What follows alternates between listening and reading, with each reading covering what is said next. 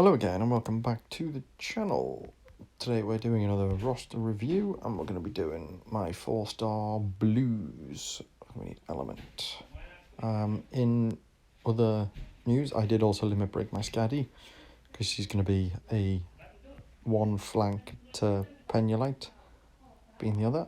So my new defense will be Phileas, Scaddy, Beera, Penulite,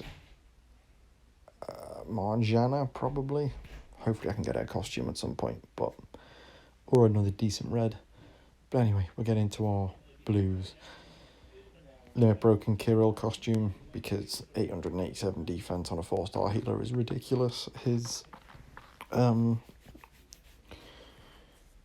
heal isn't really the main reason why he's used. It's for his attack and defense down. He's amazing, as we all well and know at this point. He also gets his 5% mana bonus, which again is amazing. Second Kirill, I almost exclusively use this as a normal Kirill to pair with this one. Usually if I'm going for against a minion heavy team, I'll use them both. If not, I'll pick between one or the other. But yeah, this one doesn't have emblems or limit break on just because I don't think I have them. Oh, I do have the materials to limit break. Maybe I will, maybe I won't, but one's enough so far. I have other blue star healers anyway, so blue 5-star healers, so I don't really need another limit broken Kirill.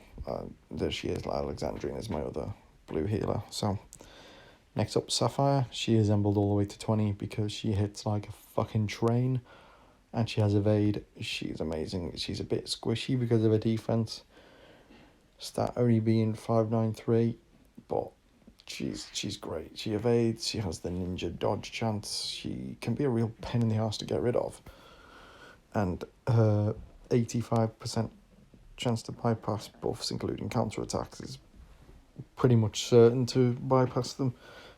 Obviously there's 15% chance, but you're more than likely going to get past those defensive buffs with her. Who is next? Borel, I do have his costume. I'm not sure which one I like more because obviously his costume covers everyone, but it's less than half the counter attack damage. He is a paladin though, so he's harder to kill and he has higher defense and higher health. But I go back and forth between which one I prefer. Obviously, the normal Boreal is annoying and was a fairly good blue tank for a long while. When it changed over to everyone using blue tanks, everyone did that. Particularly in the beginning of the game, people use blue tanks because of Boreal, because he's so easy to get hold of. But yeah, his costume, I do use both. I flip between the two. So, yeah, it's down to you on that one. Jot, almost exclusively use him for Titans. I very rarely use him for anything else. Apologies about that. My girlfriend needed me for a second, so yeah, he's almost exclusively used for Titans. I have no intention of limit breaking him or putting any emblems on him. He's good. He does really, really up the power of those shields for for Titans, but yeah, there's not a lot else to say about him. That's all he's used for. Okay, now we get into the meaty stuff. I think that's it, actually. I've only got 3 more. I don't have that many blues leveled, evidently. Triton, good, very good sniper, but he also is a very good supporting hero as well, because he gives plus 39% for any healing. So he's and it's not just healing from like blue healers, it's any healing. So it's, if you get I believe in the ninja tower, if you have that heal over 50% every so many turns, it boosts that as well. It boosts all healing. It's great. Good for survivability, especially if you're struggling to get through you're struggling to get through a couple of levels, excuse me. Yeah, I I'm not a big fan of throwing emblems on 4 stars, only the very, very important ones. Captain of Diamonds, I levelled him because I thought he was going to be great, and he was kind of lackluster, to be honest. He doesn't... Excuse me. He doesn't do a whole lot of damage. It's nice to have an extra sniper, but I'm struggling to think of any... Maybe Buddy gives minions, and he's a 4-star, but that's it. Yeah, I can't think of any others off the top of my head that actively give minions other than Buddy,